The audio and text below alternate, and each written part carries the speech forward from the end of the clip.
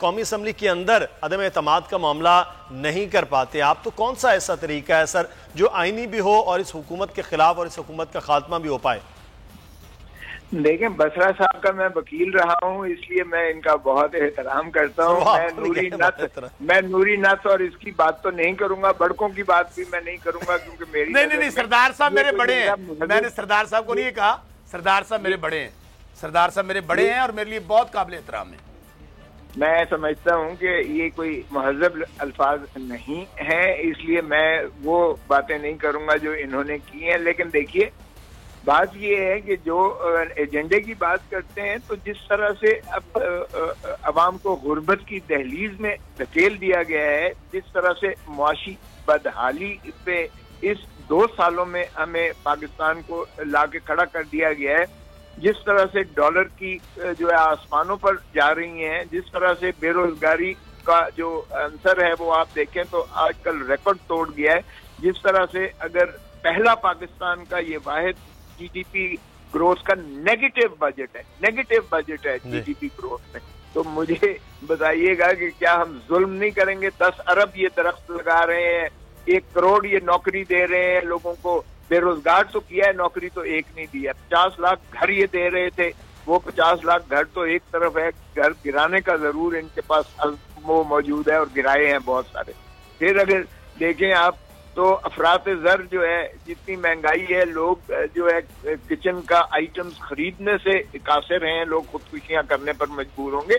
अभी तो मैं समझता हूं कि इन्हें कोरोना ने बचाया हुआ है, वरना अवाम ही सड़कों पर इतनी निकल आती कि ऑपोजिशन के पॉलिटिकल पार्टीज को शायद ये कॉल देने की भी जरूरत ना पड़ती और पॉलिटिकल पार्टीज भी पीछे रह जाती। सरदार साहब वो कह रहे हैं, ये तो हम माफियाज के खिलाफ जब हाथ डालते हैं तो अपोजिशन जमातें जो है वो चीखने लग जाती हैं, क्योंकि उनके खिलाफ मुकदमात हमारे दौर के, आप खुद वकील हैं, बड़े सीनियर वकील हैं, कहते हैं हमारे दौर के तो मुकदमात 99% नहीं है, 1% हमारे दौर के, बाकी तो सब एक दूसरे के अदवार में एक दूसरे के खिलाफ मुकदमात थे, जिनमें आपके क़यादत हो या मुस्लिम नून की क़यादत हो, वो इस वक्त गिरफ्तार है।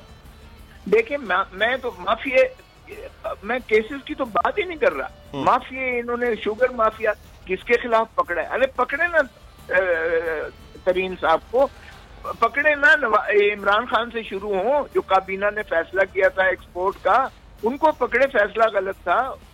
ये क्यों नहीं उस्मान बुज़दार को पकड़ते जिसने सब्सिडी दी थी? भाई सब्सिडी हमने तो नहीं दी थी, फिर क्यों नहीं पकड़ते मालम जब्बा में जिसने ये माशाल्लाह किया है? बीआरटी में करोड़ों रुपए पे पहुंच के ये वो बीआरटी में क्यों नहीं पकड़ते? ये जरा देखिए तो सही इनके जो माशाल्लाह हैं। हमें तो कोई फिक्र नहीं है, हम तो केस आज 20 सालों से भुगत रहे हैं और भुगतते रहेंगे और एक में भी नहीं हुआ। अल्लाह ताला देखिएगा कि हम तो सुरखरू हुए। अब भी मैं आपको ये खातर जमा रखिएगा, अब भी हमें कोई ऐसा केसों का परवाह नहीं है। लेकिन माफिया, शुगर माफिया को पकड़े, आटा माफिया को पकड़े, तेल माफिया को पकड़े, गैस माफिया को पकड़े, क्यों नहीं पकड़ते? फिर अपने ही ये वज़रा जो है, इन्होंने एडवाइजर्स और स्पेशल असिस्टेंट्स जिनके अमेरिकन और जिनके बाहर की वफादारियां हैं, जो खुद इनके अभी साबित हुए हैं कि फॉरेन नेशनल्स हैं और कॉन्फ्लिक्ट ऑफ इंटरेस्ट में इनकी अपनी काबीना में बैठे हुए हैं, और फिर सारी की सारी जो है इम्पोर्टेंट मिनिस्ट्रीज जो है, सारी की सारी इम्पोर्टेंट मिनिस्ट्रीज वो नॉन इलेक्टेड लोगों के पास है। और अगले दिन चीफ जस्टिस साहब ने कहा, भाई ये नॉन इलेक्टेड लोग तो ये ब्रीफकेस पकड़ेंगे और ये फिर मुल्क से बाहर चले जाएंगे। आज बताएं शौकत अजीज किधर है? किसी ने जाना है कि शौकत अजीज कहाँ है? अगर इस तरह से आप रखेंगे लोगों को, आपकी खजाना उन्हीं के पास है, कॉमर्स उन्हीं के पास है, ट्रेड उन्हीं के पास है, उनकी फिर एविएशन का आपने बेड़ा गर्क करके रख दिया। जो पाकिस्तान की एक फ्लैगशिप हमारा पीआईए थी, उसको आपने तबाह करके रख दिया। सरदार साहब बड़ी लंबी चार्जशीट आपने बता दी है हुकूमत के हवाले से। अभी तो अशरे अशीर है। अभी भी अगर बसरा साहब को चाहिए कि एजेंडा क्या होगा, तो बसरा साहब एजेंडे की तो बड़ी लंबी तफसील आ गई है सर, वज़रा से लेके मुआविन खुसूसी, जो कॉन्फ्लिक्ट ऑफ इंटरेस्ट से लेकर तो मामलात हैं। तो ये आपके भी वकील हैं, बड़े सीनियर वकील हैं, वो तो बड़ी लंबी चौड़ी तफसील बता रहे हैं वज़रा साहब। तो इसके तो फिर एजेंडा क्या, एजेंडे बन जाएंगे? पहले तो जी सरदार साहब कुछ बात करें, मैं जवाब लें जी। बातें सुन जी, जब से हुकूमत आई है यही गुफ्तगू टीवी पे सुन रहे हैं कि जी इन्होंने बेड़ा गर्क कर दिया। अच्छा, मैं मिसाल PIA की, चूँकि सरदार साहब ने बात की है, PIA जब हमारी हुकूमत आई, क्या 600 अरब का मकरूज PIA को तहरीक इंसाफ ने किया है? क्या वहाँ पर जाली लाइसेंस पे लोग भर्ती हमने किए हैं? वहाँ पर अगर रिपोर्ट पब्लिक की है जिसमें 100 ख़ानदान जो हैं वो बेचारे, उनके वर्षा के साथ क्या हुआ, उनके लोगों के साथ, उनको पब्लिक करना जुर्म है। देखिए स्टील मिल को ले ले, हमारे 2 ही नेशनल प्राइड हैं बड़े इदारे, 500 अरब का खसारा उसमें मिलता है, 600 अरब का खसारा यहाँ मिलता है। अच्छा, ये जितनी गुफ्तगू है वो सारी की सारी टॉक शोज के लिए है।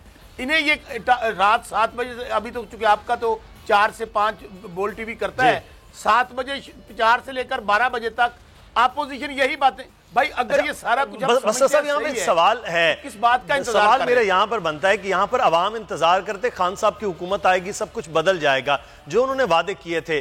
अभी 2 साल से आप जो आकर बात करते हैं, चाहे वो इस वक्त हमारे प्रोग्राम में या रात तक 11 बजे, वो ये भी बात कर रहे हैं कि हमें ये लुटा पुटा मिला, हमें ये सब कुछ करप्ट मिला, ये खराब मिला।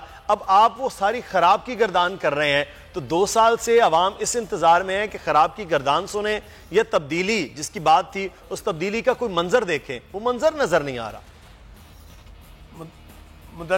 मुदस्सर 24 करोड़ के मुल्क को 70 साल जिसके अंदर आमरीत हो, या ये दोनों पार्टियां थी, जिसको बेदर्दी से लूटा गया, गवर्नेंस नाम की चीज़ कोई नहीं थी, तो आप कहते हैं कि 2 साल में इमरान खान कोई गीदड़ सिंगी या कोई जादू की छड़ी घुमाए और सब कुछ ठीक हो जाए।